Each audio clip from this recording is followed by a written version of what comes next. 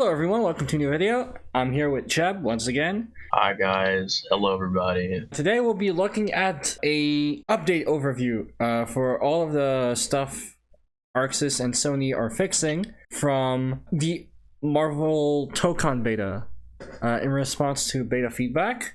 And these changes will be playable in this weekend's Marvel Tokon X-Men demo at ArcWorld Finals. So they're going to debut Strive 2.0 and they're also going to make the X-Men demo playable to attendees. When the multiple demos, Demo 1, which is the Evo demo, also Beta 1, and the TGS demo was debuted at Tokyo Game Show and Beta 2. People had issues with the overall gameplay and pace of the game and ability to do combos. And they dropped this video and seemingly everything's fixed. No, it's actually great. They literally just fixed everything. They've nearly just fixed everything in one go. I'm like, damn. Okay, Tokon. Okay, Tokon.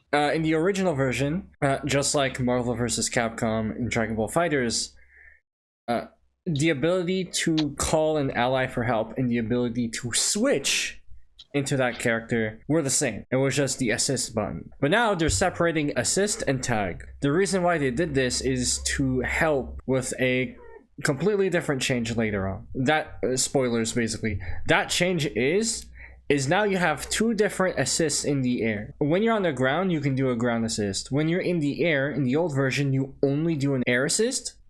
But now it's been changed to do ground or air. They don't say how in this footage. Patch note says it, right? I think the patch note says it, but we'll get to that when we get to air assist. Because I think they do specify how you do air assist. But for tag, it's interesting because I think before the button layout was they said that L2 now for a PS2 or PS3. Oh my god, PS5 controller for example. Yeah, the X button on. The X button, which is A on Xbox and B on Nintendo, is tag plus assist. Now tag is on L2, left trigger, and ZL. Yeah, because before I think L2 on the last button layout was supposed to be quick assemble. It was for basically what is Granblue quick moves, stuff like that. But I think they just got rid of that because it's why would you need quick assemble as a button? Isn't quick assemble the drive impact for this game? That is also, I think it is a drive. There's so many assist mechanics I have to remember. It's dust drive impact, and then on hit,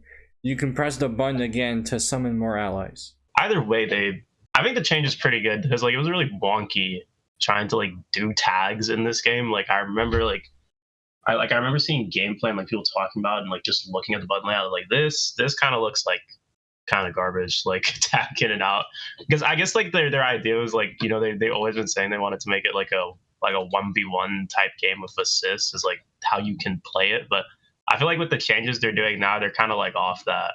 They realize okay, we kind of need to make the game an actual 4v4. So they're having better overall button layouts facilitate tagging. They're also in several ways decreasing the time nothing's happening. So they said reduce frames and animation time for tagging, and that's just one of the many ways they're doing it. They're straight up just okay, let's cut down the filler. Let's cut down the Naruto fucking filler on some of this game. Oh yeah, they literally, I'm looking at the patch note. I guess I'll look at the patch notes when we talk, but they literally said they sped up the member change, the tag animation from 30 frames to 20 frames overall. What the fuck, dude? Yeah, they made that's crazy. They cut it out. You're gonna be tagging a lot in this game. So that's 10 frame, 10 frame, 10 frame, 10. You'll be losing entire match seconds of your life just sitting looking at your character tag. 30 frames is absurd. Yeah, 30 frames before was absurd. Now that it's 20, I feel like low key mix is gonna be one of the changes probably prevents unblockables obviously, but I feel there's probably gonna be a lot more DBFZ mix in this game, especially with the changes they did to actually calling your specific assists, your characters or your slot specific assists. Dude, I'm low key playing Danger too. That character looks so sick. I'm playing this Cancel character. Attacks to trigger non-rush assist. Yeah, this is probably the biggest change in the entire thing. I'm not even gonna lie to you. Being able to actually you lose your specific, because there's for people who don't know, there's 3 different assists based on the position the character's on, shooter, which is your projectile assist, right? Or basically just like you're like this is like screen control like for pressure. Vertical is like a usually DP or like an anti-air type assist, and then assault. Low-key assault is like different for a lot of the characters. Like it's actually weird. Like assaults can like for example, Cap's assault is like a parry, but then like I think Miss Marvel's is like I think literally in the video and like this in like the video here like she does like a spin. So it's like you couldn't do that before like on block because like you would just like it would just do like the basic like fucking forward attack assist like the filler like combo assist, which was like really bad. Like there was like basically like no difference in like okay why would I have like Iron Man in my shooter position versus like Cap or Miss Marvel if they're doing like the exact same thing. But now that it's triggered by a canceling attack, I feel like combo structure in this game is actually going to get pretty, or like combo and pressure already because of this is just going to get really crazy. Like it's actually going to matter a lot how you build a team and like how you move, like, and especially when like with how they're like incentivizing tagging and like putting characters in different slots. Like it low-key kind of makes the game a lot more complicated when you think about it, like swapping your assist to like different slots and then like okay this is on like shooter now for example or like assault, and so now like I have to think about like where I want to place my teammates and who I want to tag in. We got to see how it plays, but like I really like this change. I feel like this is like probably the best change they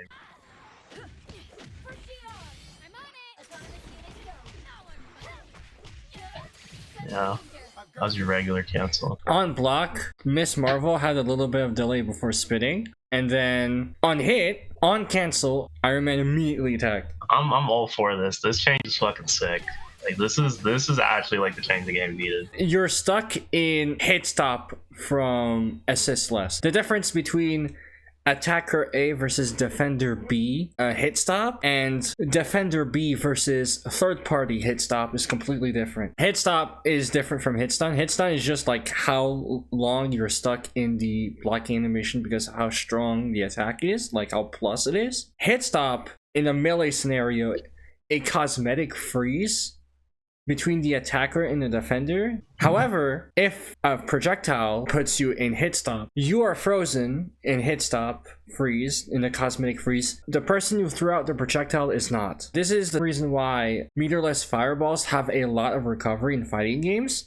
It's because it's to compensate for the lack of freeze on the attacker when the defender blocks the fireball and is stuck in hit freeze. So going back to this, assist hit freeze is just putting the opponent in hits in like fake hit stun for free. It's not only like the change not only improves the pace of the match, but also constantly putting your opponent in like hit freeze all the time. It means they're gonna just get stuck on block 24/7.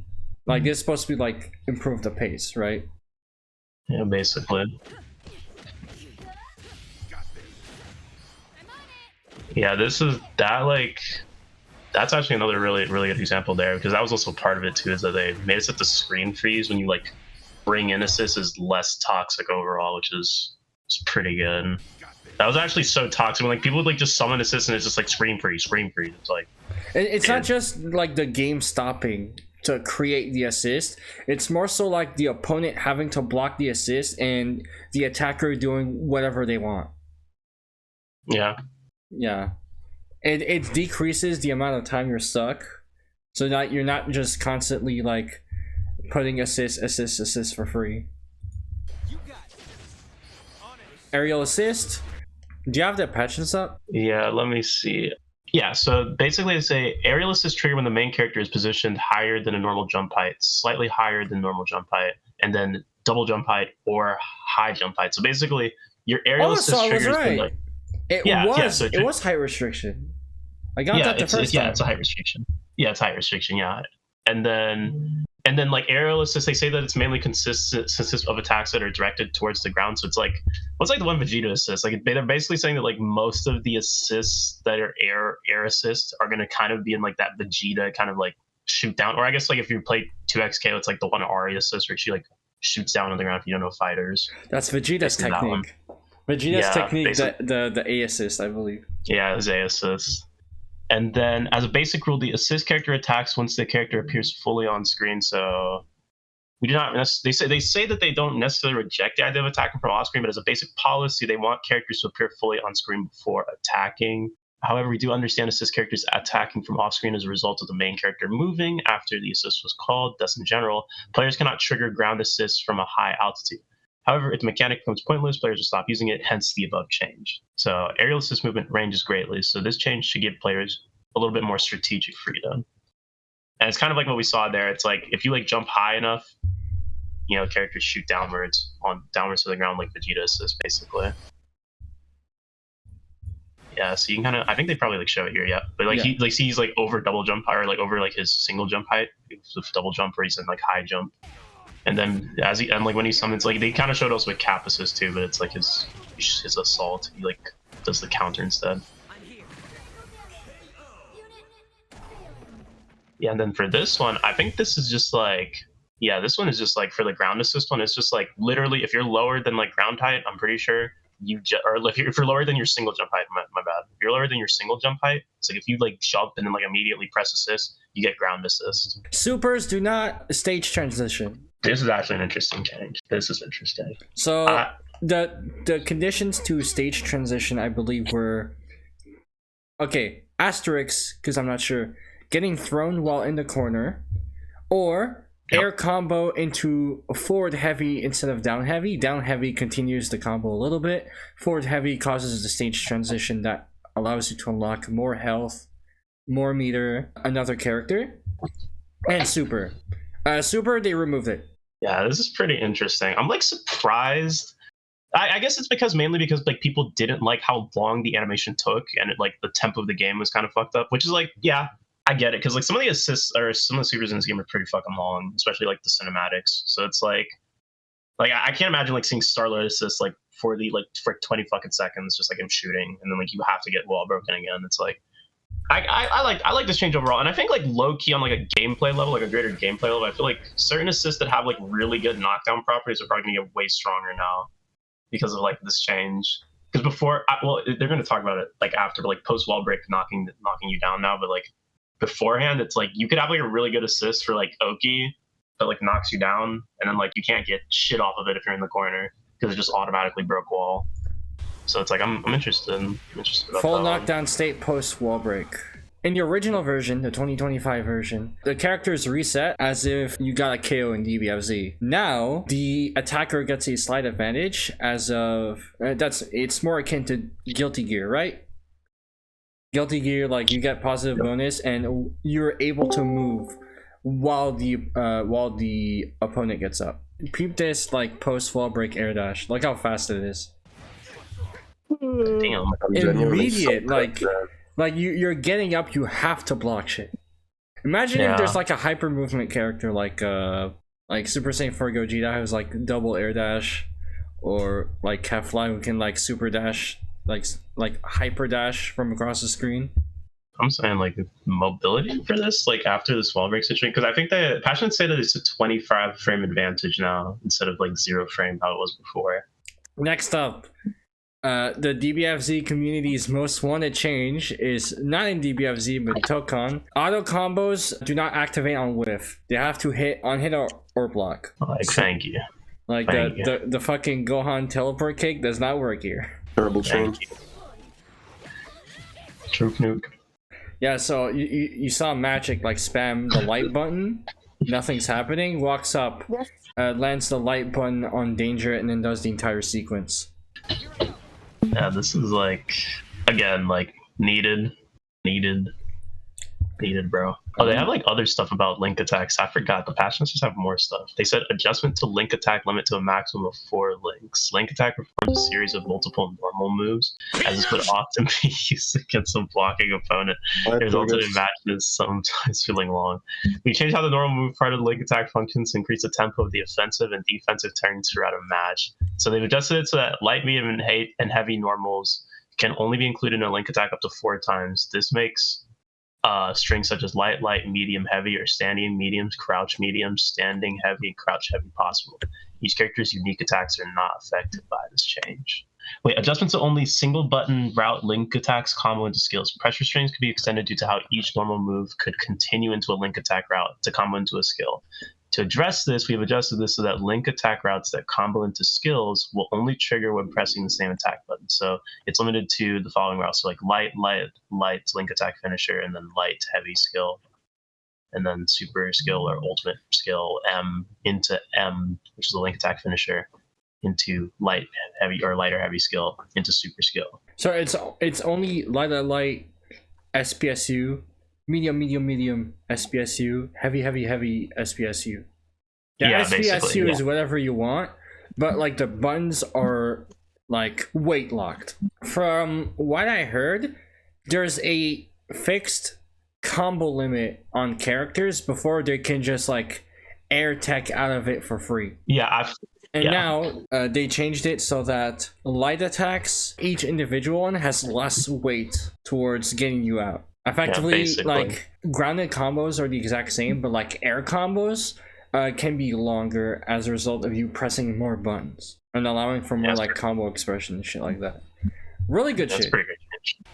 They also don't say it in the video. We can I can say it afterwards or like during this section, but like they added the stylish rate and they posted this on Twitter afterwards. They didn't put it in the video, but it's in the patch notes. So it's a bonus that implements the minimum proration when multiple skills are used, like basically more damage, right? So simply put, like if you do a more variety of attacks using the combo, the higher the damage output. And like that's all they put. But like this low key, this is like that one image of like Einstein. Like this is the smartest fucking thing I've ever seen. Like dude, I feel like if this works, where it's like if you tag in teammates, right, and you do tag combos and it gives you more damage, it influences the minimum proration if like you're using like multiple character skills or like attacks or whatever.